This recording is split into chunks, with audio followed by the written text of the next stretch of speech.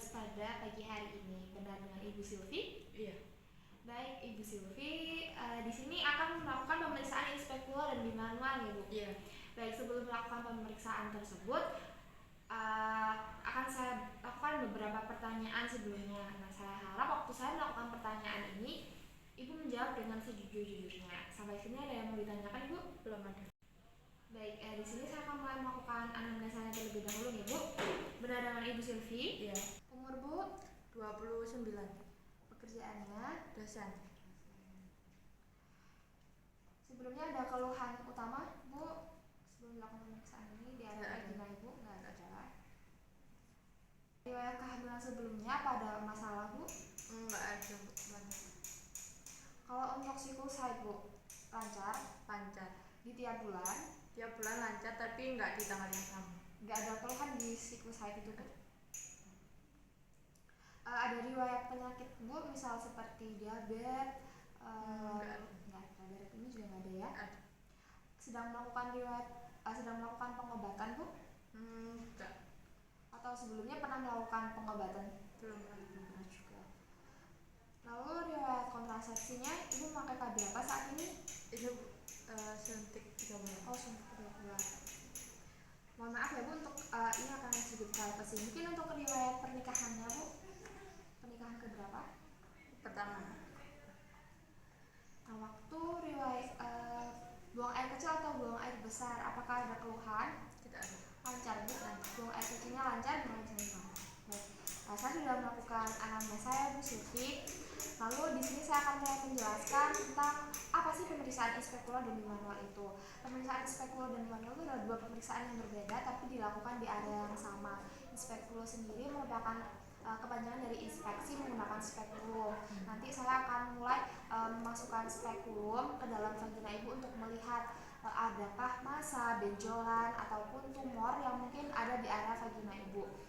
Kalau untuk bimanual sendiri merupakan pemeriksaan menggunakan dua tangan. Jadi saya akan masuk ke dalam vagina Ibu. Tapi kedua kegiatan ini untuk pemeriksaan ini memiliki tujuan yang sama, yakni untuk mendeteksi adanya kanker serviks atau mungkin tumor yang sedang ada di area genital Ibu. Sampai sini ada yang ditanyakan? Nah, kan nanti dimasukkan ke alat tadi apa Bu? Spekulum ya. Terus dimasukkan tangan juga, jari maksud saya. Nanti sakit kan Bu pastinya? Untuk sakit sih pasti ya Bu, tapi mungkin nggak sakit yang berlebihan, hanya nyeri dan kaget sedikit. Untuk spekulumnya mungkin juga agak terasa dingin, jadi nggak yang sakit banget gitu.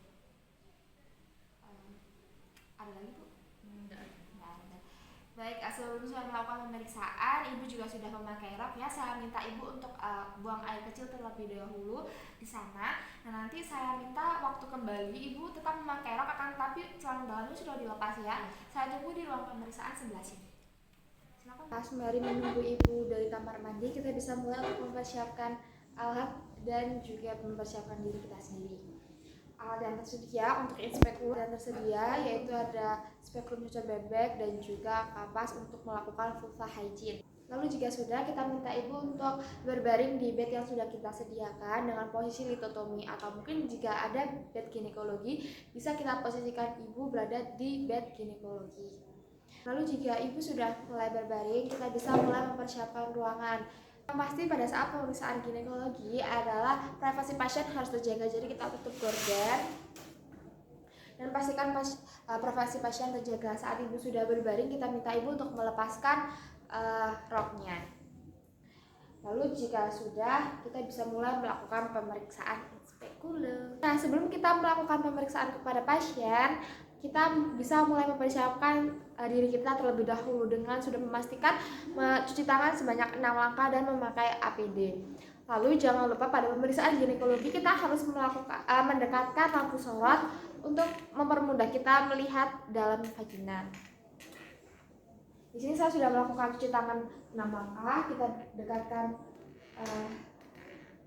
dekatkan lampu sorot dan kita mulai memakai sarung tangan.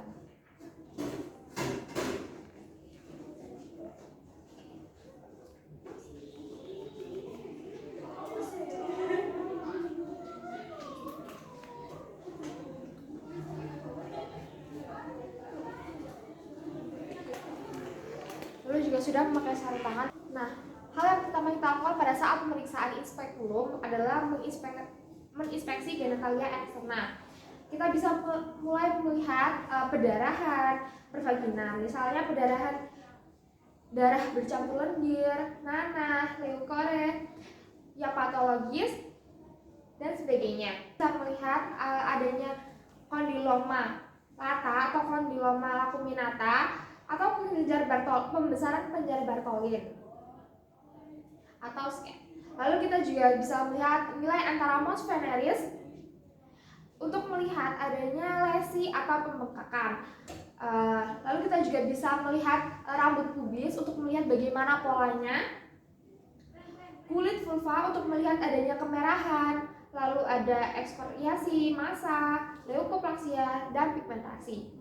Lalu kita bisa melihat, kita buka sedikit untuk melihat meatus uretra untuk melihat adanya pus atau peradangan. Lalu setelah melihat pus atau peradangan pada uretra tadi, lihat area perineum dan anus, kita periksa untuk melihat adanya massa parut, lalu ada fisura atau fistula, dan warna. Kita periksa pula pada bagian anus apakah ada hemoroid, iritasi, dan fisura. Kita lihat apakah ada hemoroidnya. Lalu dengan labia terpisah, kita buka, minta ibu untuk mengejan. Jadi ibu bisa mengejan atau batuk sedikit demi sedikit ya Bu. Nah, pada saat ibu mengejar, mungkin akan terlihat relaksasi pada vagina. Nah, ini melihat penghubungan dinding pada anterior atau yang biasa disebut dengan sistokel, atau posterior atau yang bisa disebut dengan retrokel.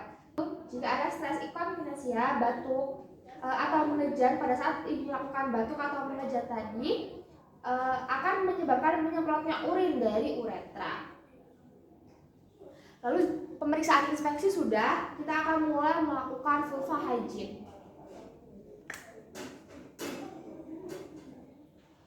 Hal yang pertama kita lakukan sebelum melakukan vulva hygiene adalah mendekatkan bengkok terlebih dahulu.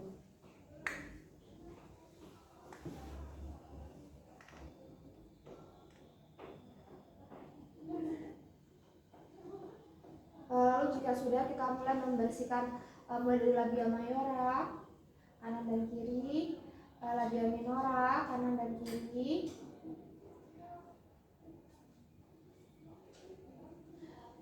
lalu dari vestibulum sampai dengan anus. Jika sudah melakukan vulva hygiene, kita bisa buka celah antara kedua labia mayora, perhatikan uretranya dan introitusnya, palpasi, telusuri bagian labiumnya, terutama di bagian kelenjar Bartholini untuk melihat adanya pembengkakan kelenjar Bartholini atau tidak. Lalu jika sudah, kita bisa mulai mengambil spekulum.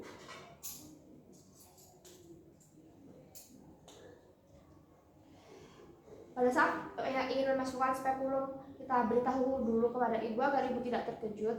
Ibu permisi, saya akan memasukkan spekulum. Bisa ibu tarik nafas panjang.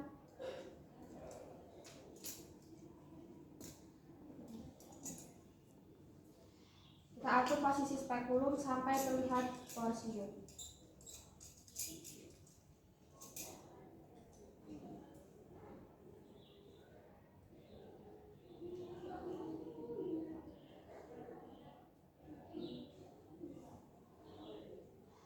Nah, pada saat spekulum sudah masuk, kita bisa melihat ukuran vagina dan juga porsio.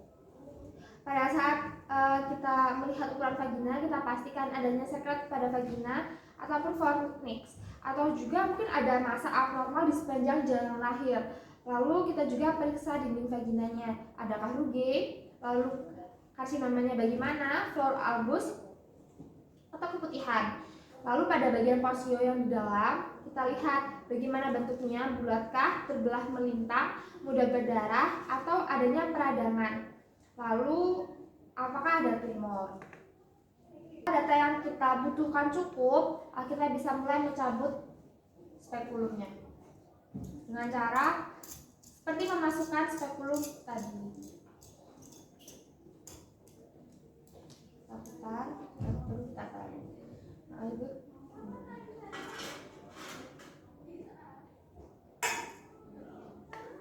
Itu tadi merupakan pemeriksaan inspekulo. Sekarang mari kita melakukan pemeriksaan bimanual. Ada perbedaan antara pemeriksaan inspekulo dengan bimanual. Pemeriksaan inspekulo dilakukan secara duduk, sedangkan bimanual dilakukan secara berdiri. Sebelum mulai kegiatan apapun, kita harus melakukan informasi dulu pada Ibu. Jadi Ibu, di sini saya akan melakukan pemeriksaan bimanual. Tujuannya sama, untuk mendeteksi adanya kanker serviks ataupun tumor pada area vagina Ibu. Nah, langkah pertama sama seperti saat kita melakukan VT. Jadi kita mulai memasukkan tangan sambil meminta Ibu untuk menarik nafas panjang. Kedua tangan kiri yang tidak kita masukkan, untuk kita letakkan di atas labia, lalu kita membantu tangan labia untuk membuka jalan masuk. Baik Ibu, tarik nafas panjang, saya masukkan tangan terlebih dahulu. Saat tangan kita masuk, tangan kita bisa mulai berkeliling. Kita mulai merasakan area rugi pada vagina, adakah pembesaran, massa, ataupun tumor. Jika ada, kita harus ingat di mana bentuknya, di mana letaknya. Lalu jika sudah, kita putar tangan kita untuk melakukan pemeriksaan bimanual. Nah, tangan yang tadinya membuka vulva kita arahkan ke suprasimfisis. Kita masukkan lebih dalam untuk merasakan uretranya. Pada pemeriksaan uretra kita lihat adanya pembengkakan, massa, tumor, ataupun perdarahan yang mungkin bisa merugikan serviks Ibu. Lalu jika sudah, kita tarik sedikit. Kita mulai melakukan pemeriksaan pada area serviks Ibu. Kita rasakan bagaimana konsistensi serviksnya, apakah ada pembengkakan, massa, dan perdarahan. Lalu jika sudah area uretra dan serviks, kita mulai memeriksa area ovarium atau yang biasa disebut dengan adnexa. Karena posisi ovarium ada di tangan kiri, jadi tangan atas yang awalnya berada di suprasimfisis kita pindahkan ke area yang ovarium yang mau kita periksa. Ovarium ini kita lihat adanya massa atau pembengkakan. Nah, pada bagian ovarium ini jika normal itu tidak teraba, namun jika ada pembengkakan itu bisa terjadi tumor. Lalu di bagian yang kiri sama, kita raba untuk melihat adanya massa dan pembengkakan. Jika tidak teraba itu normal, namun jika terjadi pembengkakan itu bisa ada tumor. Jika ada tumor, kita harus mengindikasi. Beberapa indikasinya adalah lokasi dan batas tumor, lalu ukurannya bagaimana, permukaan tumornya itu sendiri bagaimana, konsistensi tumornya padat atau cair, lalu apakah tumor masuk ke dalam panggul pada bagian organ lainnya. Nah, lalu adanya massa penuh atau efek massa harus diperhatikan. Hal ini sangat penting dalam mengobservasi pasien. Lalu jika kita rasa data-data yang kita butuhkan sudah selesai dan pemeriksaan juga sudah selesai, kita bisa mengeluarkan jari kita dari dalam vagina Ibu. Baik Ibu, sudah selesai, bisa tarik nafas panjang, saya izin mengeluarkan. Nah, sebelum mengeluarkan, karena pemeriksaan tangan kita dulunya bimanual, kita kembalikan ke pemeriksaan VT. Baru kita tarik secara perlahan. Jika sudah, kita bisa langsung mencuci tangan kita pada larutan klorin.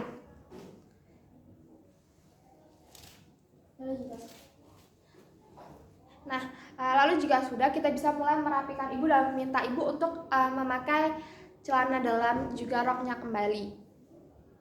Lalu kita bisa mengevaluasi bagaimana hasil pemeriksaan kita, apakah ditemukan tumor ataupun tidak. Lalu jika sudah, Ibu bisa dipersilakan pulang dan kita merapikan alat.